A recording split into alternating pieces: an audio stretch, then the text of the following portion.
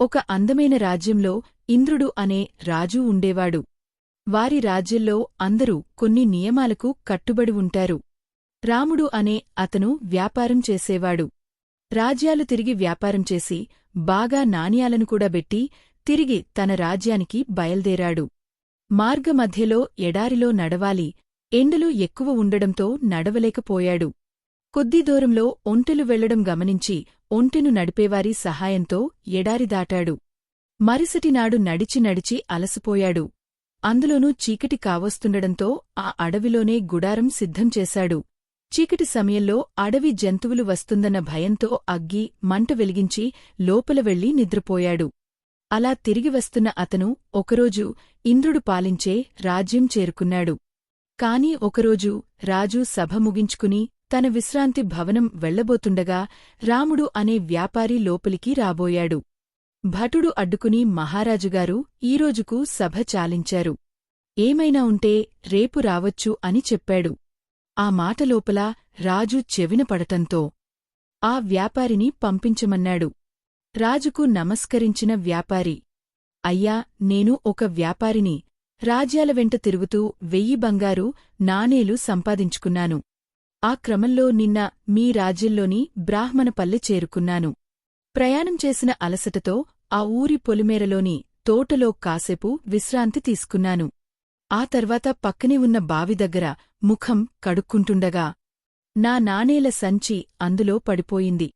నాకు ఈత రాకపోవడంతో సహాయం కోసం చూస్తుండగా ఓ వ్యక్తి అటుగా వచ్చాడు.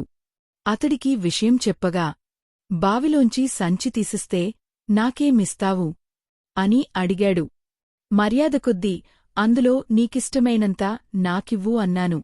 అతడు బావిలోంచి సంచిని తెచ్చి అందులోంచి 2 నాణేలు నాకిచ్చి మిగతావి తీసుకెళ్ళిపోయాడు. అభ్యంతరం చెబితే అక్కడ చేరినవాళ్లు మా రాజ్యంలో మాటంటే మాటే అంటూ అతడికే మద్దతిచ్చారు. మీరు మాత్రమే నాకు న్యాయం చేయగలరని ఇక్కడికి వచ్చా రాజుగారు అంటూ వాపోయాడా వ్యాపారి. ఆ వ్యక్తి పేరేమిటి అని రాజు అడగ్గా, నాకు అతడి ముఖం తప్ప ఏమీ తెలియదు ప్రభూ అని జవాబిచ్చాడు వ్యాపారి. ఈరోజుకు ఇక్కడే ఉండు.